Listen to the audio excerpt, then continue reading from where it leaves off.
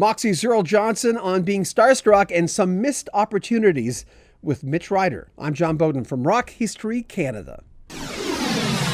We're wrapping up our series. This is the last one with Earl Johnson of the band Moxy, a band that had a few missteps throughout the years that should have been bigger than they were, but they're still going and there's still time for folks to, get acquainted with the band, rediscover the band, or just discover the band in general.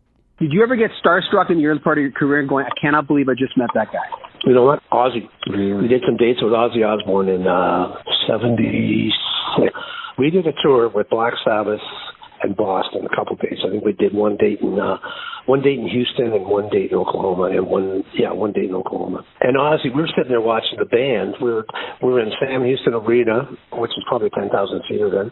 We're watching Sabbath without Ozzy, and he's just in the sound check, middle of the afternoon. And Ozzy comes up and he's got a white suit on, flashy white suit on, a whole bit, and he starts giving us the Canadian thing. Y'all from Canada, eh? And all this, right? And he was funny as hell, and he just blew me away. The guy was, in those days, he was hilarious. It worked for him better actually later, didn't it? Well, it's strange. If you would have told me that that's what's going to happen to him later on, I would have said that's not going to work. Yeah. Well, actually, you know what? Sorry, I got to go back and qualify this, because I did meet Johnny Winter when I was like 18 years old. Yeah, it was in New Orleans. It was in Baton Rouge, New Orleans. I was playing there with Biscuit Boy. We walked into a club, and as soon as I walked in the door, I saw this guy with just blonde hair right down to his ass. I said, man, it's Johnny Winter. I know it. Sure enough, he came in, and he was a big fan of Biscuit Boys. And he got us so hammered on tequila, we went up and could hardly stand up on stage. And I remember asking him, almost pleading with him to etch his name into the back of my guitar, and he wouldn't do it, right?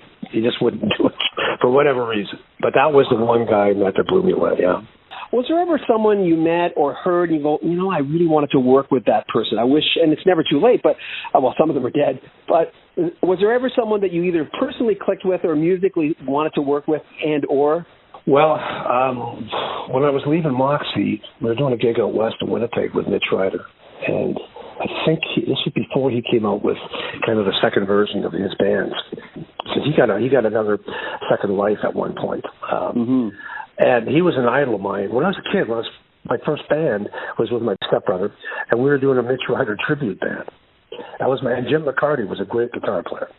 And so anyways, I'm sitting there drinking with Mitch Ryder in Winnipeg at the gig, and he was a funny guy. We were getting drunk.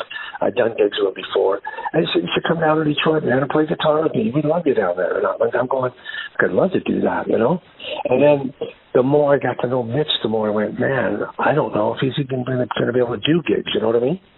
He was pretty rough, he was one of my idols, but at the same time I was going, I don't know if I'm going to Detroit, man. If I end up with him and he's sick and he can't do stuff, you're making no money, Yeah. You're making no money.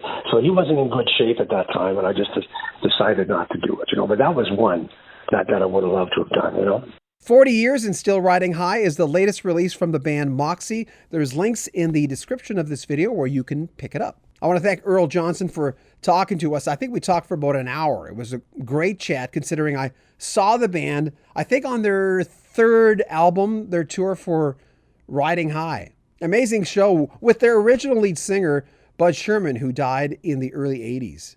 Make sure you comment on our video, subscribe to our channel, and share our videos.